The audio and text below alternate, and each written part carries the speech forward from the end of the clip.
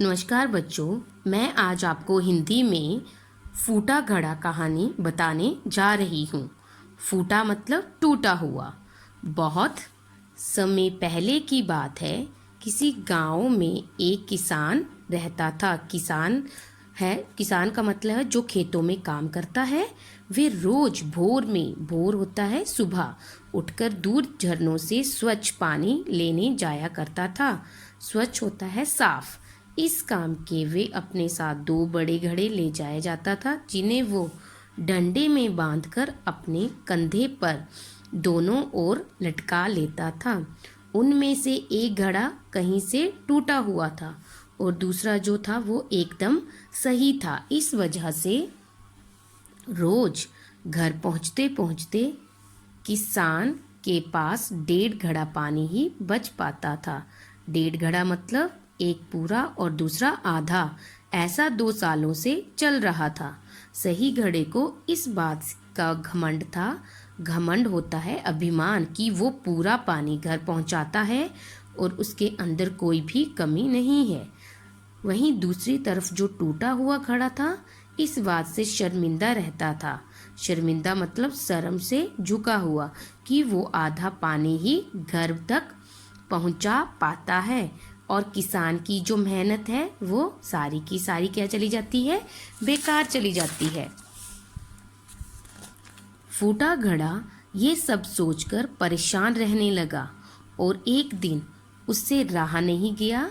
उसने अपने किसान से कहा, मैं खुद पर शर्मिंदा हूँ और आपसे क्षमा मांगना चाहता हूँ।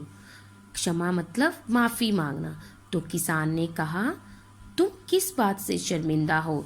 शायद आप नहीं जानते, मैं एक जगह से टूटा या फूटा हूँ और पिछले 2 सालों से मुझे जितना पानी पहुँचाना था मैं उससे आधा ही पहुँचा पा रहा हूँ। मेरे अंदर बहुत बड़ी कमी है। ये फूटे घड़े ने किससे कहा था? किसान से कहा था। तब किसान ने कहा कि आज लौटते वक्त तुम रास्ते में पड़ने वाले सुंदर फूलों को देखो।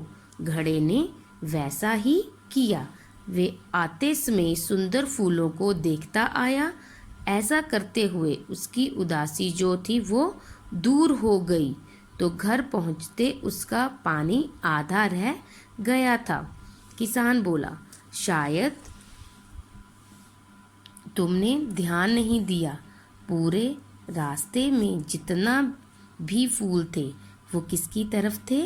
टूटे हुए घड़े की तरफ। तो किसान ने बोला, मैंने तुम्हारी तरफ बीज लगा दिए थे ताकि जब हम पानी लेके आए तो तुम रोज थोड़ा थोड़ा करके उन बीजों को सींचते रहो। सींचता मतलब थोड़ा थोड़ा पानी देना।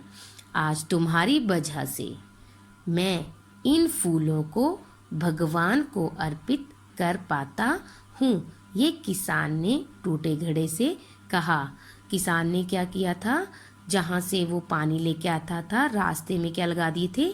बीज लगा दिए थे, जिससे जो पानी टूटे हुए घड़े से निकलता था वे पानी कहाँ जाता था? उन बीजों को। और बीज पानी मिलने से वो पौधे बने। फिर पौधों के ऊपर फूल आ गए और उन फूलों को वो किसान भगवान को अर्पित कर पाता था।